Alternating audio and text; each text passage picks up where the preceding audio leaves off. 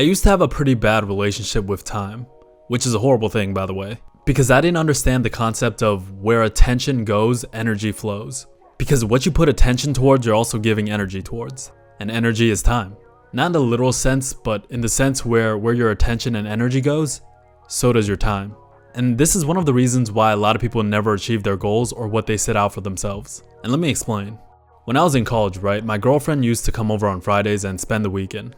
And on the Friday nights that she would come over, like even though it was still Friday morning, or I had a midterm, or I had to pay attention in lecture because I was going to have a midterm on the following Monday, or I had a basketball game for my intramural team after class, whatever it is I had to do, right, I would be half checked out most of the time, even though there was like 9-10 hours before my girlfriend got here.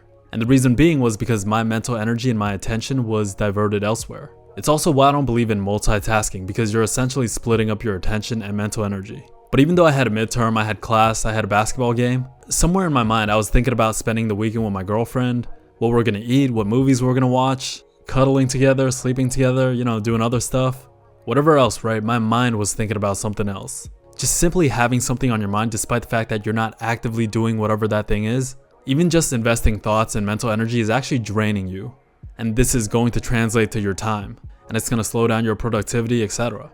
30 minutes of focus at the gym is much better than a workout of 50 minutes at the gym, where you're texting back and forth trying to link some girl. Like, forget about the fact that you're actually wasting your time looking at your phone and texting. Your mental energy is going elsewhere, and this is something that we never account for. It's not something that we think about. Your sets are going to be less focused and you're going to be more distracted.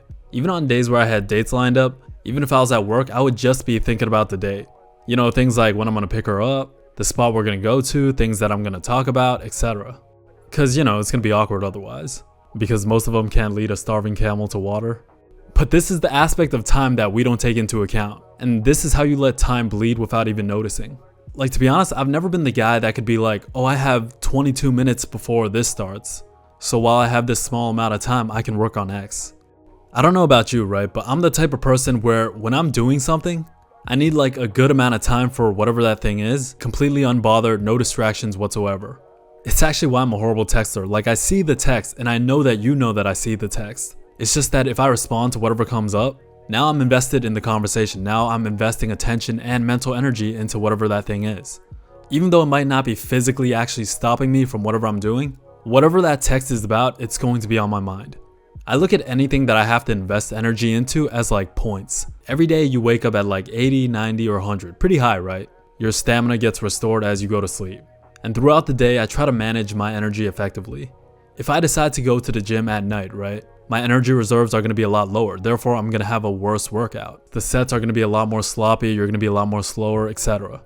Therefore, I'm having a less productive 50 minutes to an hour. And therefore, I'm letting my time bleed. And this wasn't a concept that I understood until now in my mid-20s. I always overestimated what I could do with the time that I had, because I never took into account the mental energy or attention that it took. Where attention goes, energy flows, and you have to think about how that translates to your time.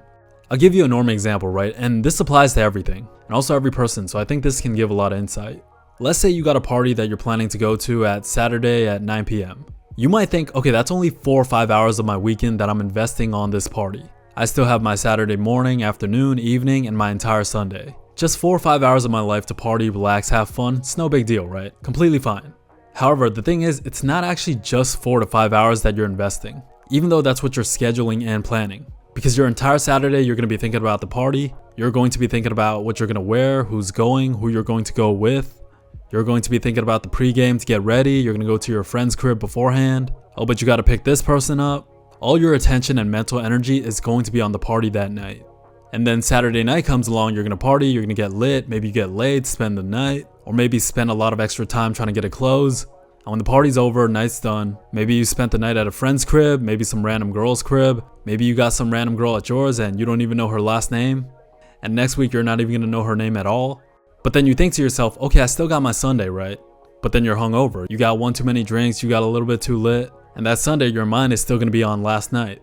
You're going to be texting your group chat, bro, last night was the movie. And then you might link up with your homies, get some hangover cure, you eat some pho. And then you start getting Sunday withdrawals. You start getting depressed because you missed the party. You got to go back to school. You got to go back to work. You gotta think about the entire week ahead and what you got to do. And all of a sudden, your entire Sunday night's gone and you're laying in bed wondering where the weekend went. Something that was only supposed to be 4 to 5 hours of your life that you invested, all of a sudden translates to your entire weekend. And you can almost apply this to anything in life, right? This is essentially how your time bleeds and how this compounds to everything in your life with every little distraction. Not even just parties, but like hangouts, maybe you're chasing some girl, whatever it is that you invest your attention into. It's hardly ever just what you think you're investing your time into. It drains your mental energy as well, which crosses over to anything else that you're doing that day. It's diverting your attention, your focus, and your thoughts. This is how time flies by without us even noticing. And again, this can apply to every single distraction in life.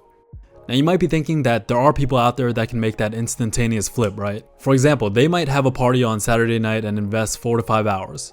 But their entire Saturday, they're grinding, getting stuff done, going to meetings, hitting the gym, etc. And they're 100% focused and they're not even thinking about the party until they're actually there.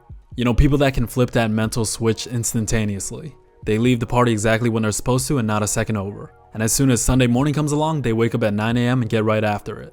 Those people probably exist, right? There are probably people out there like that. There's probably a small handful of people out there with that level of discipline and control as it pertains to their mental energy and attention. But I mean, let's be honest, most people can't do that. Like, people genuinely underestimate the power of momentum. The most productive you've been, the best workouts that you've had was when you had momentum. Your best sets at the gym weren't your first 2 sets.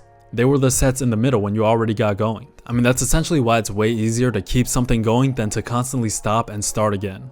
There's almost no way you can have that same level of productivity when you're starting something, as opposed to when you've already acclimated and you're in a flow state. Anytime you got the most work done was when you were in that flow state.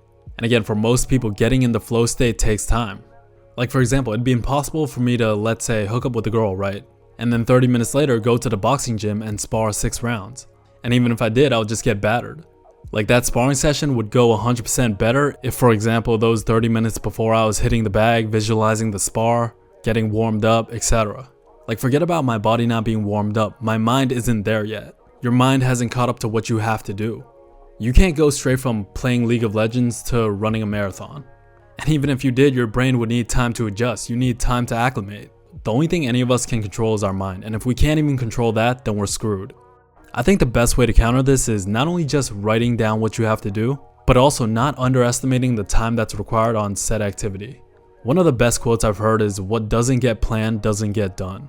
And it's true, especially now because we all have the attention spans of worse than a goldfish. If you don't write down what you have to do, you're most likely not going to do it. And let's be honest, social media instant gratification has killed our ability to focus.